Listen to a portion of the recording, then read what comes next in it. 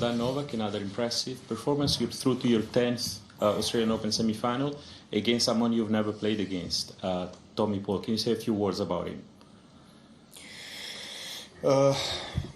Well, I know how he plays. I never faced him on the court, but he's been around for a few years, so I watched him play quite a bit, especially during this tournament, and he's been playing probably tennis of his life, and very explosive, very dynamic player, quick, very solid backhand, likes to step in, dictate the point with the forehand. Great service motion. I think he can hit all the spots with the serve. So very complete player. I think he's got a coach that has been around with some top players for many years. So, you know, it's first semi-finals for him. So of course, you know, he doesn't have much to lose. I'm sure that he's going to go out trying to play his best tennis. Mark. Novak. Obviously, it's been well documented about the injury coming back to Adelaide, but is this as confident as you've felt at an Australian Open, given everything that's going on and how emphatic you've been in your past two matches? Well, I can't really say that this is as confident that I ever felt, because I've had some, you know, incredible seasons, years here in Australian Open, and some matches that are really unforgettable for me. Tough to compare, because I've been fortunate to really live through a lot of success in Australian Open. But last two matches, playing against two guys that are really good players, informed players, to beat them dominantly in 3 sets is something that is definitely, you know, something that I want in this moment, something that sends a message to all my opponents remaining in the draw. And so with this kind of game, of course, the confidence level rises, considering, as you mentioned, the circumstances. So, you know, I feel good on the court, better and better as the tournament progresses. I've been in this situation so many times in my life, in my career. You know, never lost the semifinals in Australian Open, and hopefully that will stay the same. Do you sense a greater determination this year compared with previous years, for whatever reason? Hamstring, what happened last year, age, whatever it might be? Well, I don't think that I lack determination. I always, you know, try to give my best, particularly in Grand Slams, because at this stage of my career, you know, those are the tournaments that count the most, of course. But you could say that there's something extra this year, yeah. You could say because of the, yeah, as you mentioned, the injury and, you know, what happened last year. And then I just, you know, wanted to really do well. And so far I have a perfect score in Australian hard courts, you know, in Adelaide and here. And I've been playing better and better, so I couldn't ask for a better situation to be in at the moment.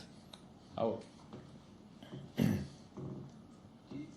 With what Tommy and a couple other guys did here, what Francis did in New York, do you think it's good, important, maybe you don't think it matters for American men to be relevant in the top levels of tennis?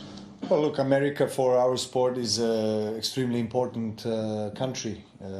So we have some of the biggest tournaments in the world played there, in the North American continent.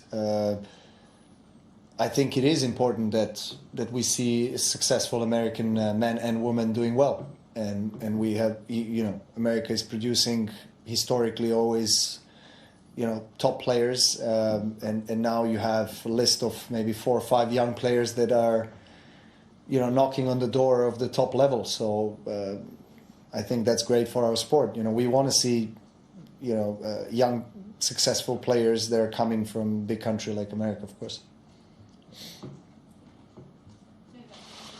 To James Youngfong about a guy shouting out from the crowd. I mean, it's happened in a few different matches now. Is it frustrating that it keeps happening? If it keeps happening, you know, it keeps happening. I mean, there's not much I can do about it. It's just few individuals. I can't, you know, judge the whole crowd because of the few individuals. I mean, absolutely not. You know, but as I said, if somebody steps over the line and starts making comments that are not related to support of the other player, you know, he just wants to provoke and insult, and then, you know, stepping over the line is something that I react to. You know, maybe not first time, second time, but after that, yes. And then I asked the chair umpire to react. And after that, you know, I heard him, but he was supporting Rublev, and he was not making any bad comments till the end of the match, so I didn't have any complaints about that further on. I heard you sort of characterize other countries with a specific playing style. Do you think there's an American style? In terms of tennis style, how Americans play? I heard you talk about like the Russians. Or how they and dress say, up, like say Big Foe. like, This Russians have great backhand. The Big Foe's attire was a talk of the tournament. This. I think that North American style of tennis is different from Europe, Eastern Europe particularly, or South America. I think each part of the world has a different school of tennis, so to say, and style. How I would describe North American, it would be probably the kind of a style of tennis that is focused a lot on the powerful and accurate serve, and an aggressive style coming to the net.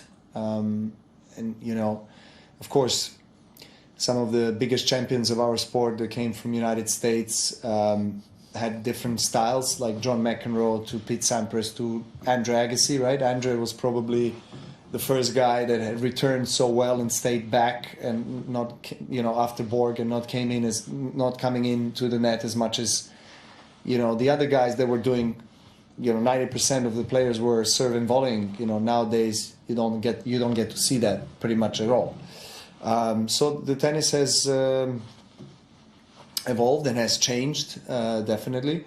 The technology, the racket, the strings, the balls, the speed of the surfaces. Not so many years ago, you had 3 out of 4 slams played on grass. So, I think it was 88 or 89 was the last years that we had, you know, also Australian Open played on grass. So, a lot has changed. You know, it is the time where we have more sliding, more tennis from back of the court. You know, focused more on baseline rallies. But I think it's good, like somebody like Cressy, for example, from the United States, that you know, has a huge serve and basically comes in after first and second serve. It's nice to see that.